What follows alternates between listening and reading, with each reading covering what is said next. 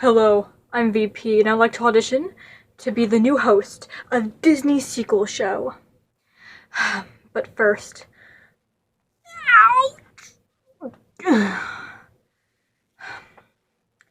gotta rip off my very uncomfortable face sticker.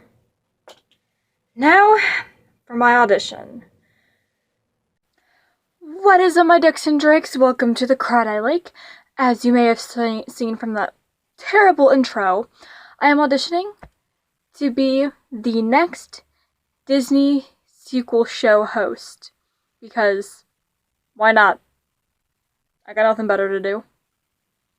So, without further ado, an extremely goofy movie. But it's not called a Goofy Movie 2 because Disney.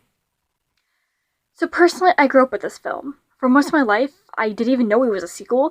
My mom just had it on DVD, and I watched it a couple times, thought it was okay, and didn't think about it until the Nostalgia Critic brought it up, and I realized it wasn't a sequel. The Goofy movie starts off with Max and his friends on a skating ramp talking about college X Games and how they're going to beat the 5-star champs. The fat one who I'm assuming is Pete's kid. I don't know. Is it Pete's kid? It kind of looks like him. And Pete's talking about college and why else would he be at Goofy's house? But yeah, say that his dad is turning his room into a bowling alley. Just basically what the fat kid's going on there. Which, whose room is big enough to be an alley for bowling?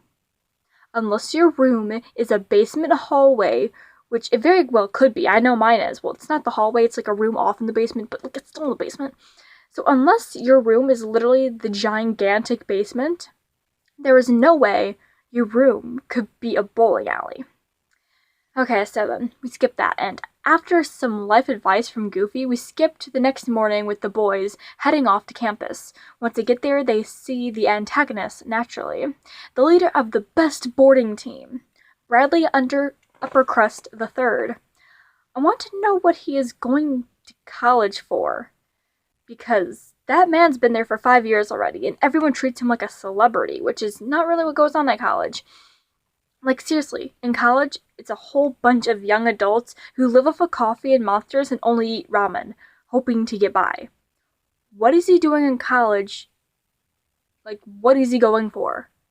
And what kind of job does he have? Or is his mom or dad rich? Because who could afford that much and go to college? And you're not even worrying about your work. You're worrying so much about that darn skateboarding game. You know what?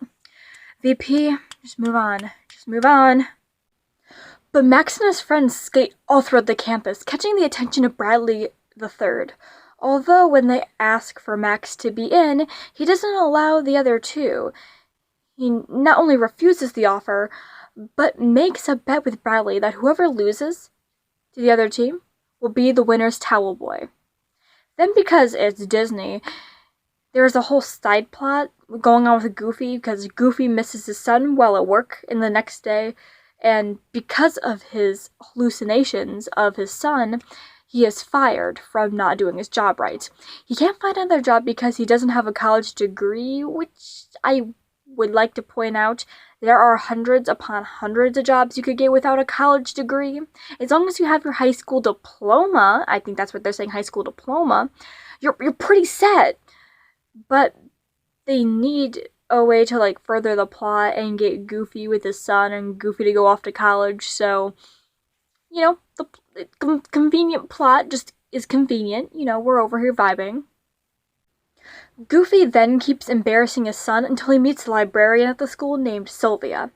They then bond over like old 70s kids type of stuff, and Goofy then proceeds to go off and find Max, which I thought Goofy had homework to do and he was kind of like caught up in that, but you know, apparently, you know, meeting Sylvia changes the fact that he has homework, so... Anyway, he goes to find Max, who is on the skating ramp. He holds onto Max's board, causing him to goof up. You heard me? Goof up? goof, you know what, just keep going. But basically, because he slips up due to, you know, falling on a ongoing skateboard, he slips up And because of this, he catches the eye of the Gammas. Not because he's being ridiculous, but because he's doing that Toy Story thing where he's following with style. These sequels just really love copying off Toy Story, don't they? So he trips over the skateboard and catches the attention of Bradley. Now, I don't know if you could tell, but Bradley has a huge team. Only like 3 or 4 of them are skaters, but he has a huge team. You find out later in the movie that it's mostly because he cheats and he needs those people to help him cheat. But for being his official team, it is pretty big, especially since Max has a team of 3 people. Like, what's the limit to these teams? And when I Google searched how many, like, people are in an X Games team, nothing came up, which is kind of sad, not gonna lie. So, I don't know how many people will be in the team, but, like, if 3 is allowed to play, that's good. I don't think 12. I didn't count how many people there were there. Maybe edit in, depends. Post-edit me. Are you gonna edit in? I don't know. But, like, that team is huge. Max is small, but they're both allowed to compete. Like, are all those guys officially signed up into your team, or are you just a part of the club to, like, cheat for you? Wowee. Okay, so moving on. Bradley sees Goofy skate with him, resulting the offer of Goofy joining the Gammas. Of course, originally, Goofy refuses, saying that he is there for his son, and that he doesn't understand their bond. But the Max is like, oh yeah, go get him, Tiger, you could do that, getting his dad out of his hair. Which, not gonna lie, kind of backfires eventually, but, you know, whatever. We then skip to Goofy and Sylvia's dance, where they do the disco and catch all the attention of, you know, the hip 90s kids that really should not be attracted to 70s dances. I don't know why they are. And then afterward, they go to this bench and they touch fingers, making their matching mood rings glow. Why are they glowing? I don't know why, or more importantly, how this happened. Last time I tried this with my friend, and both of our rings broke. So, moving on. Goofy agrees with Sylvia that it's the best night of his life. But, like, are you sure about that? You have a son, and you watched your son grow up. Was there not a night more... If that's your best night, dancing for 3 minutes, and then having your mood ring glow up, if that is your best night of your life, I'm sorry, man, but you're pathetic. Not to mention you have a son that could possibly brighten your day. Not to mention you had whatever happened to the girl that you had Max with, whether it was divorce or a death. There had to be at least one good day with her. What happened, man? What happened? So then the qualifying games for the X Games start, with Brad and Max's teams going head-to-head. The Gammas rig Goofy's board so they win, and they rig Max's play so he loses. But because of one really good trick that Max does, they barely make it to the semifinals. Now Goofy is a star, making Max jealous when all he wanted to do was be there for him. Which kinda sucks, you know? You spend 18 years raising this kid, and he won't even be proud of you when you beat him at a real wood sport? Darn. Like, the wheelie boards, the skateboards. Okay, I remember the name now. Whoops. So now Goofy is really sad because Max yelled at him for taking his sport, and he heads to class to take his midterm. And because he's so sad, he has this, like, acid trip type thing. Like, it goes in the song, he sees rainbows, he sees Max, and he has a nightmare. That's an acid trip if I ever seen one. But because of this, he doesn't finish his test, and he fails his midterm. He gets distracted, and goes back to Pete for 2 seconds, only to remember his own advice. So right after he creates a death scene with bookshelf dominoes, he starts seeing Sylvia to study, or more so, train? He combines studying with this, like, push-up training thing, which I'm guessing is for the X Games, but he said he's quitting the Gammas, so I don't know what that was for. But I am quite impressed. He did end up getting 5 A's on his midterm, so that's all the A's. All of the A's goofy. Congrats. Orange-haired kid then asked why they were wearing gloves, which really is a good question. Why are they wearing gloves? Well, before they could answer, they move on because Max is sad. He did bad at his land surfing sport. So he then decides to transfer schools, just because he failed out of sport. Nothing to do with actual school, but because he failed out of sport. Because, great reason. There's only room for one goof. Now it is time for guess what happens in this predictable Disney sequel. Come on. Guess. Oh, you need multiple choice? Are you that kind of person? You need multiple choice? Okay, I got you. Is it A, he decides to stay at college after only 4 seconds of persuasions? Or is it, I'm not even going to bother you with option B because it's obviously A. He gets motivated in 5 seconds to train to beat the Gammas because he didn't want to be outrun by his old man. But right after that scene, we see Goofy go and quit the Gammas right before getting kicked out, so yeah. He goes to return the pin that was given to him, and he overhears the Gammas talking about cheating, like they always do. Now, when they cheat, they are super obvious about it, so how has no one noticed this before? Like, no one at all has noticed that they're cheating. How?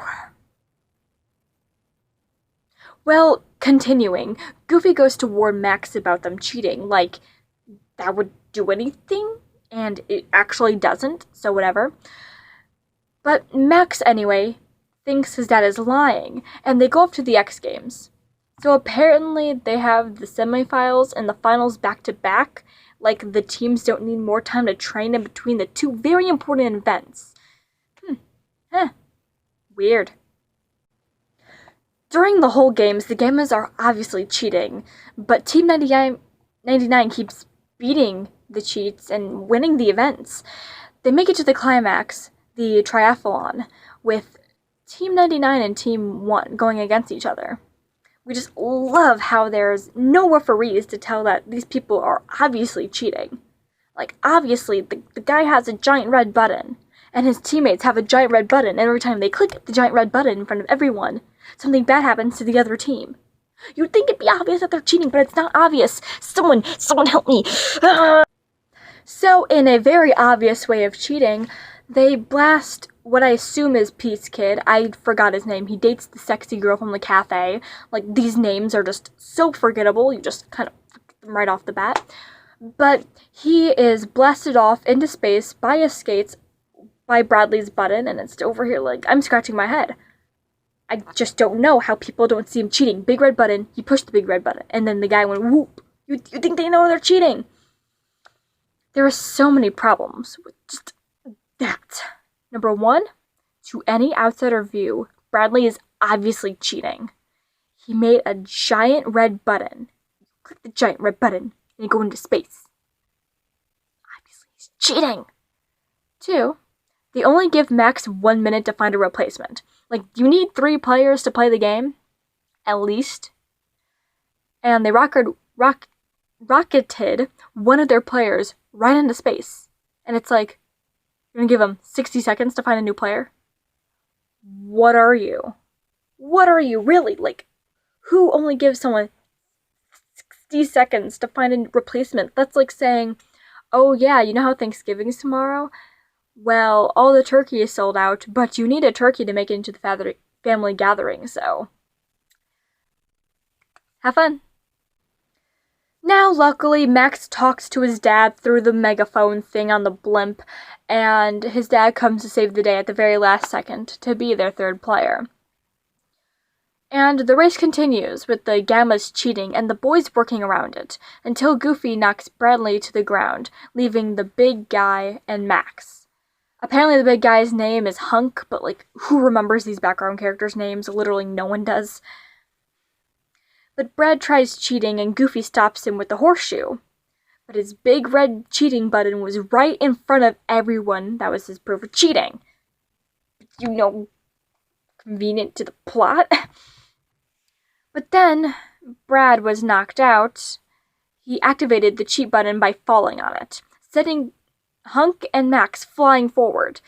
They caused the giant X blimp thing to rip, and it sets on fire, trapping Hunk underneath it. Now, you guys know what time it is. It is time for another round of Disney sequel fake out death. Because Goofy and Max are out of the blimp. They're fine, but Hunk's trapped underneath, surrounded by fire. He literally can't breathe, and he can't lift it either, even though he's literally the strongest one there. But Max has to straight away to the finish line. He is going to win, but, you know, he's a nice character, so he turns back, and he goes to save Hunk. Fake out death, like I said. And because he sees Max going in there, Goofy follows, and they both help Hunk out, and right when it sets on fire, they come out. And instead of Bradley wanting to help his teammate, he's like, oh, I have a chance to win. So he goes skidding towards the finish line. And Goofy and Hunk send Max flying forward. And of course, because it's a Disney movie, Max wins by just a sliver, and happily ever after, I guess. Kind of. Except for, like, the ending scene. So, after the race is won, Max gets the trophy, and Bradley Upper Crust is like, hey, yo, a deal's a deal. I guess I'm your towel boy now. And then Max is like, oh, yo, no, it's fine. But you might want to check in with someone else. And then Hunk comes up, and it's like, oh, yeah, you're going to let me die as you won? Winning was more important than saving me? And then he punched him right into space. It was great. So then it cuts to graduation. Max is hanging with his friends, eating pizza, and his dad. He gives his dad a gift of the trophy from the X Games with some kind of, like, sappy plaque, and the movie ends with Goofy and Sylvia riding off into the night, right before a joke about Goofy working at the college so he'll spend more time with Max, which I actually don't know if it's true or not, because he said it's a joke, but he said it sincerely, so, like, I don't know. But that's the end of the movie. Yeah. That's it. Now, I'd say the movie's pretty average, about the same level as Lilo and Stitch 2, but I'd say a bit higher than that, so I'd say maybe 4.4, maybe 4.5 out of 10. I don't know which, I don't really know the tier list right now or how it's going, so can't really determine too well. And I was gonna give it a higher score, but then I'm like, yeah, no, it's not that good. So, yeah. Disclaimer, please don't come after me because I said it's not good. I know all you nostalgia freaks are going to come after me. Please don't. Hell, I'm scared. Well, now that that's over, I should probably get to my real auditions for the Disney sequel show host position. Oh, that's the phone. Oh, hello? Wait, really? No, please no. This was... No. Okay, fine. I did horribly, though, so when I don't make it, I'm blaming you when I cry. That was Mr. Jenkins. He has just told me that this wasn't the rehearsal for the position. This was the real deal. This was my audition for the part as the Disney sequel show host. Who am I kidding? This is a freaking train wreck. So, Seamus is going to hate me officially. This is how it's going, but you should leave a like on this video because if Seamus is going to hate me, someone I've looked up to for almost a year now, at least you could prove that you don't hate me. Leave a like. Yeah. So, that was my review on an extremely goofy movie. If you liked what I do, please stick around, subscribe. That really helps my channel. My links are in the description below to my social medias. I have a very cool Twitter, but it's very dead and underrated, and I suggest you check out my Twitter. It's really cool. Special thanks to Seamus, because he gave me inspiration to make a video for Saturday, and I literally had no idea, especially with the gift of fanfiction going on right now. I was literally creative recently bankrupt, but when I saw that people were actually auditioning for the role of the Disney sequel show host, I'm over here like, that'd be a cool idea. So thank you, Seamus, for just existing. You're a huge inspiration. Love you, man. And like always, do your best. Telling me that this was just rehearsal? That this wasn't rehearsal? This is like the real deal? Seamus is gonna hate me! Okay, bye. Okay, my cookie packages from Girl Scouts were canceled due to COVID.